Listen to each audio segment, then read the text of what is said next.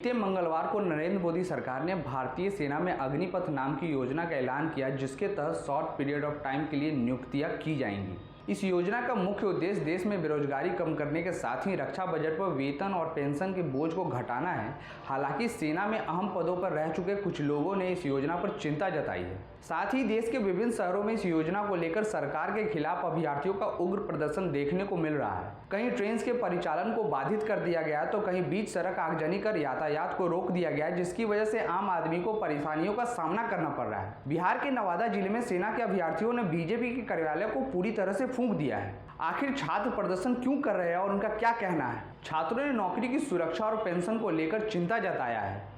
इस योजना के तहत भर्ती किए गए सैनिकों में से केवल 25% को पूर्ण अवधि के लिए बनाए रखने पर जोर दिया गया है, जिसके वो खिलाफ। आज प्रेस रिव्यू में सबसे पहले अंग्रेजी अखबार द टेलीग्राफ की इस खबर के अनुसार अखबार ने सैन्य अनुभव वाले कुछ लोगों के हवाले से लिखा कि इस योजना ने कई चिंताएं पैदा कर दी है। सबसे पहला तो इससे समाज के सैनिकरण का खतरा है, यानी जब एक बड़ी संख्या में हथियार चलाने के लिए प्रशिक्षित किए गए युवा नौकरी की अवधि पूरा होने पर वापस लौटेंगे, तब कानून व्यवस्था से जुड़ी समस्याएं खड़ी हो सकती है।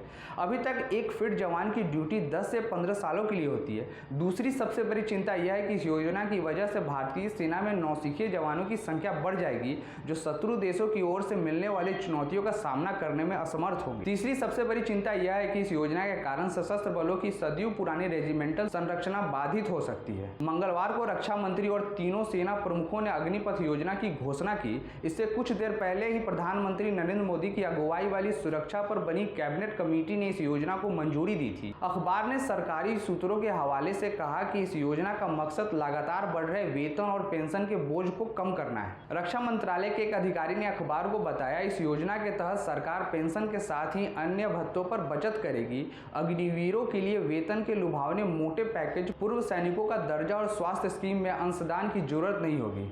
आखिर ये अग्निपथ योजना है क्या, जो इस समय चर्चा का विषय बनी हुई है? अग्निपथ योजना के तहत सेना में युवाओं को 4 साल तक काम करने का मौका मिलेगा। इसे ज्वाइन करने वाले 25% युवाओं को बाद में रिटेन किया जाएगा, यानी कि 100 में से 25 लोगों को पूर्णकालिक सेवा का मौका मिलेगा। रक्षा मंत्री राजनाथ सिंह ने कहा कि इस योजना से रोजगार के अवसर बढ़ेंगे और देश की सुरक्षा मजबूत होगी।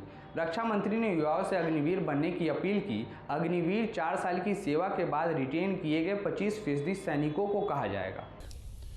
एक ट्रांसफॉर्मेटिव योजना हम ला रहे हैं, जो हमारी आर्म फोर्सेस में ट्रांसफॉर्मेटिव चेंजेज लाकर उन्हें फुली मॉडर्न और वेल इक्विप्ड बनाएगी। नौजवानों को बतौर अग्निवीर आर्म फोर्सेस में सेवा का अवसर प्रदान किया जाएगा और यह योजना देश की सुरक्षा को मजबूत करने व हमारे युवाओं को मिलिट्री सर्विस का अवसर देने के लिए लाई गई है।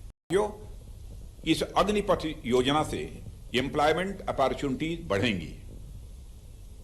अग्निवीरों के लिए एक अच्छी पे पैकेज, 4 साल की सेवा के बाद एग्जिट पर सेवा निधि पैकेज एवं एक liberal death and disability package की भी व्यवस्था की गई है। इस दौरान navy chief admiral R Hari Kumar ने कहा कि इस योजना के तहत 4 साल के लिए करीब 45,000 युवाओं को भर्ती किया जाएगा।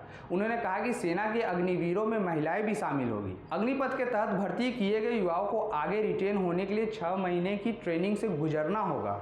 इनका वेतन 40,000 रुपये पर महीने के करीब होगा। अगले 90 दिनों यानी कि 3 माह के अंदर अग्निपथ योजना के तहत भर्तियां शुरू हो जाएंगी। नए अग्निवीरों की उम्र 17.5 साल से 21 साल के बीच होगी। रक्षा मंत्रालय ने कहा, अग्निपथ थल सेना, वायुसेना और नेवी में भर्ती होने के लिए एक अखिल भारतीय योग्यता आधारित भर्ती योजना है।